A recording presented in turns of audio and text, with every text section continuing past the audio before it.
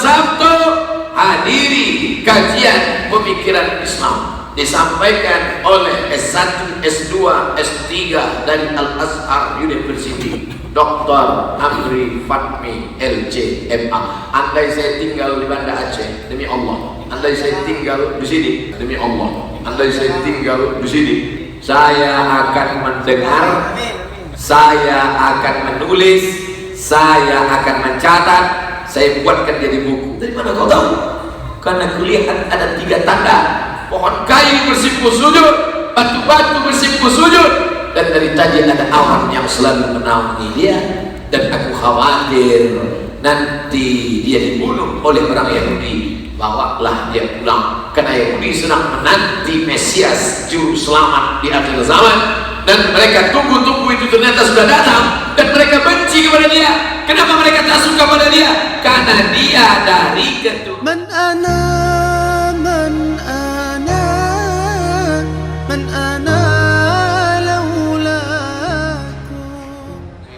Allah Subhanahu wa ta'ala.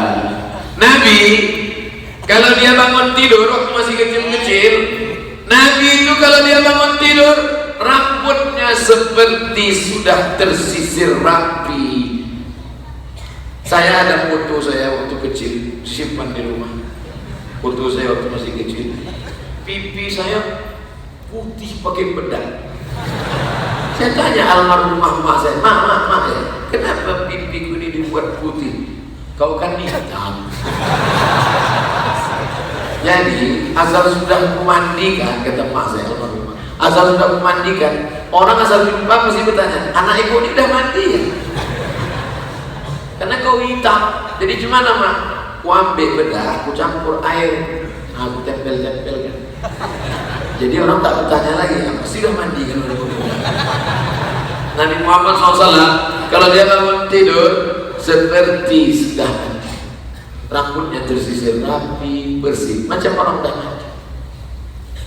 Sedangkan maaf, kotoran di ujung kemaluannya tak ada, sudah terhitam. Apalagi biji mata, apalagi kotoran, bersih, darahnya, keringatnya, air liurnya, wajahnya mengkilau cahaya.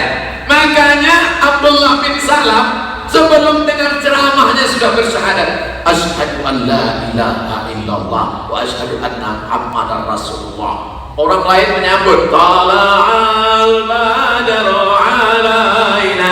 Abdullah bin Salam tak mau menyambut, dia tengok aja dari jauh. Tengok, ini Nabi asli atau Nabi kami? Begitu dia sudah melihat tanda-tanda kenabian, langsung dia datang, saksikanlah Muhammad, asyhadu an la ilaha illallah, asyhadu anna Muhammadar Rasulullah. Heran orang, dari mana kau tahu dia Nabi? Sebelum dia bicara baru kulihat tanda-tandanya, aku sudah tahu dia Nabi. Aku lebih yakin dia itu Nabi daripada anak yang di rumah itu anakku.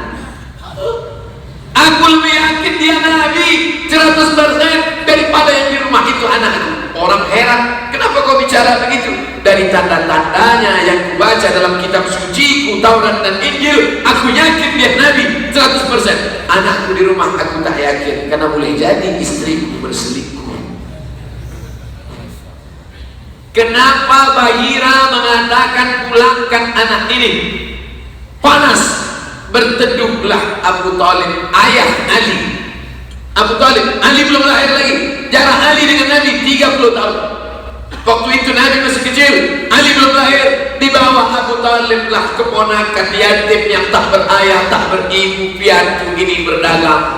Sebelum sampai ke negeri Syam, panas, berteduh di atap gereja tua, Dir namanya. Kebetulan yang ada di dalam itu seorang laki-laki tak pernah keluar beribadah, namanya Bahira. Bahira mata batinnya menyala. Ittaqu firasatal mu'min fa innahu yanzur bi nurillah. Takutlah kalian pada firasat orang beriman, karena dia memandang dengan cahaya dari Allah. Nurun yang diberikan Allah ke dalam hati orang beriman. Tergerak hati Bahira mengintip dari celah jendela. Nampaknya Sayyidul Basar, Sayyidul Kaun, Sayyidina Maulana Muhammad sallallahu alaihi wasallam. Bahira bertanya kepada Abu Talib, man hadha? Hai Biasa kita kalau ketemu sama orang kita tanya dulu nama orang, what is your name? Tapi ini dia tidak tanya nama, yang dia tanya siapa anak ini? Abu Thalib menjawab spontan, ini anak saya. Kita katakan keponakan kita, anak kita itu biasa. Ini anak siapa? Anak saya. Nah, walaupun keponakan kita tidak bohong. Ini siapa? Anak saya, kata Abu Thalib. Apa kata Bahira? Kalau benar firasatku dan kitab yang ku baca, anak ini bukan anakmu karena bapaknya sudah meninggal dan dia lahir dalam keadaan yatim. Terkejut Abu Thalib. Dari mana kau tahu? Karena kulihat ada 3 tanda: pohon kayu bersimpu sujud, batu-batu bersimpu sujud, dan dari tadi ada awan yang selalu menaungi dia. Dan aku khawatir nanti dia dibunuh oleh orang Yahudi. Bawalah dia pulang, karena Yahudi sedang menanti Mesias juru selamat di akhir zaman, dan mereka tunggu-tunggu itu ternyata sudah datang, dan mereka benci kepada dia. Kenapa mereka tak suka pada dia? Karena dia dari keturunan Ismail. Yang mereka tunggu-tunggu keturunan dari Ishak. Kita di Aceh tak mempermasalahkan itu, mau Ismail mau Ishak, yang penting kita terima dia. Wahaya kalau orang Aceh minta nabinya mesti orang Aceh juga, dan Muhammad. Bahaya orang Batak kalau mau nabinya mesti Batak juga, Muhammad Nasution, Muhammad Siregar.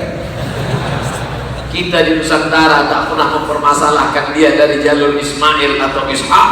Semua kita bersyahadat, seluruh pesisir bersyahadat, dari mulai Aceh sampai Sorong, Fak-Fak, Raja Ampat, sampai saya berjumpa Raja Patipi di Fak-Fak.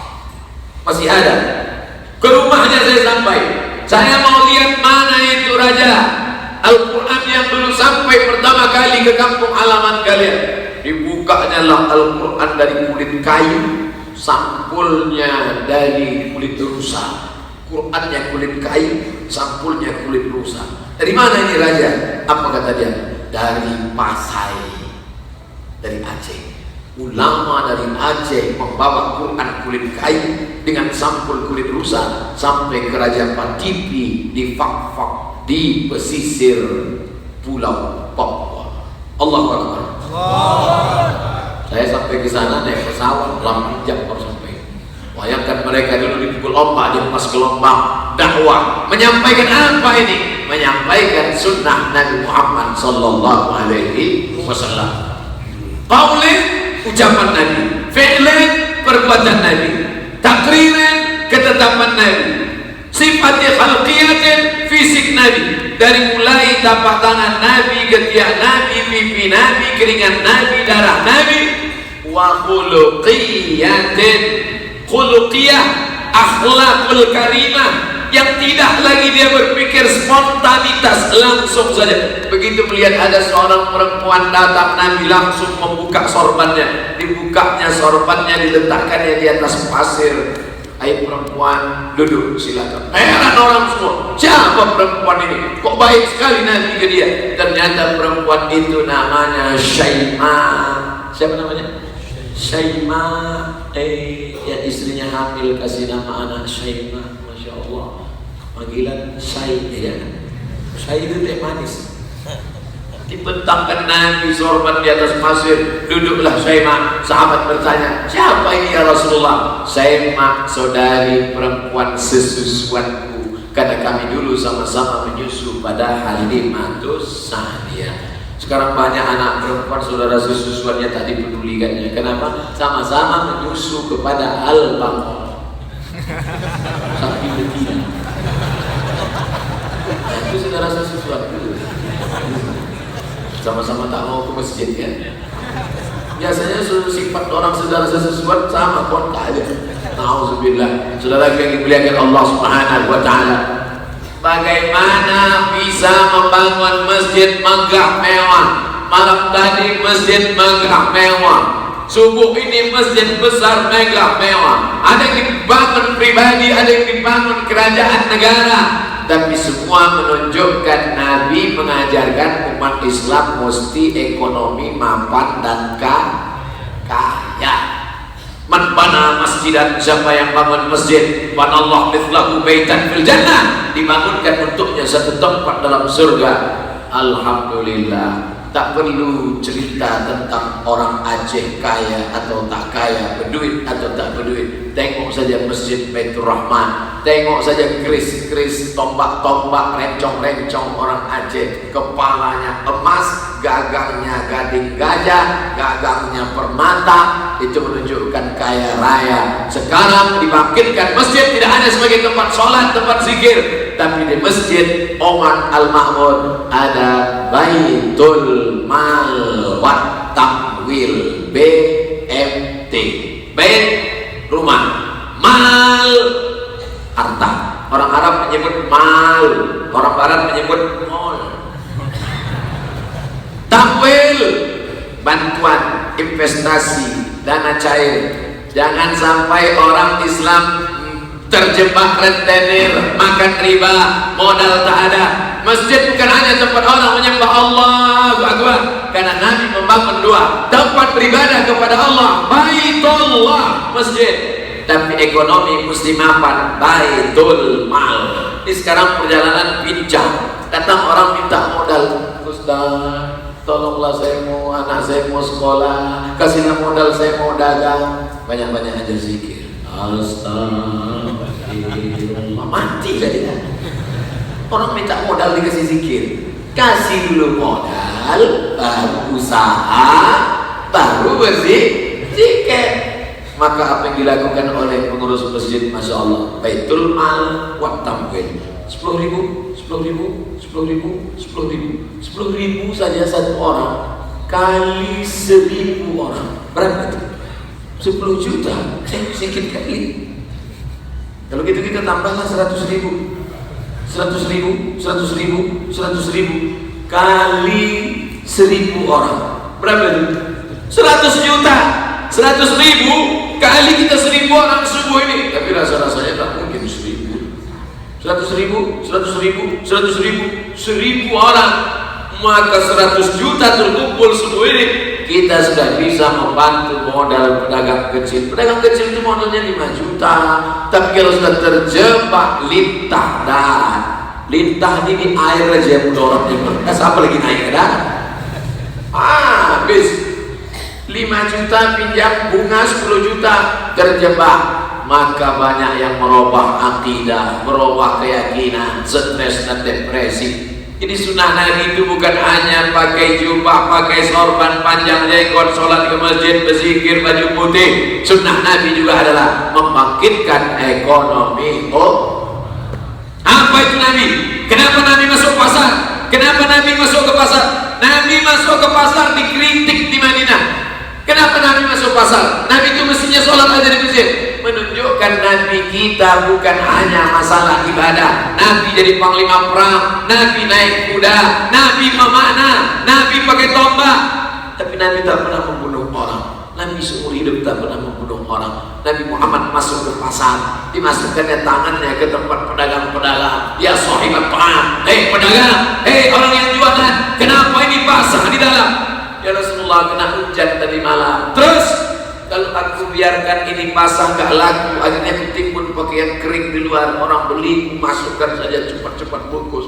Kata Nabi, man wasyana falaysa minna, siapa yang menipu kami, maka dia bukan golongan umat Muhammad sallallahu alaihi wasallam. Program-program masjid kita support. Program ekonomi Baitul Mal wa Tamwil ikut peran serta di dalam. Program pendidikan pengajaran, masjid sudah cantik, bagus, megah, mewah, mahal, mikrofon hebat, kipas angin mati.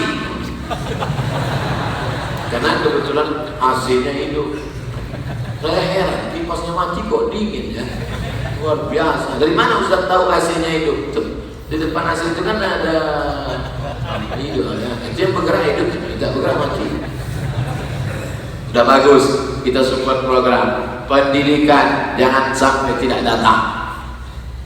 Fikih datang, hadis datang, tafsir datang. Hari Jumat, malam Sabtu hadiri kajian pemikiran Islam. disampaikan oleh S1, S2, S3 dari Al-Azhar University, Dr. Amri Fatmi LC.MA. Andai saya tinggal di Banda Aceh, demi Allah, andai saya tinggal di sini, saya akan mendengar, saya akan menulis, saya akan mencatat, saya buatkan jadi buku. Andai saya datang kemari, karena keilmuan lemah. Kita cuma LC aja biasa, tak sampai. Maka udah umur 42 pun masih kuliah juga lagi, belum dapat juga dokter. Oleh sebab itu maka beruntung bertuah Bapak Ibu datang ke pengajian, catat, dengar, sebarkan. Yang tak bisa datang, share ke kawan-kawan. Yang tak bisa datang ke masjid, streaming. Tapi jangan semua streaming, nanti semua kirim kamera, tinggal Ustaz sama kamera aja.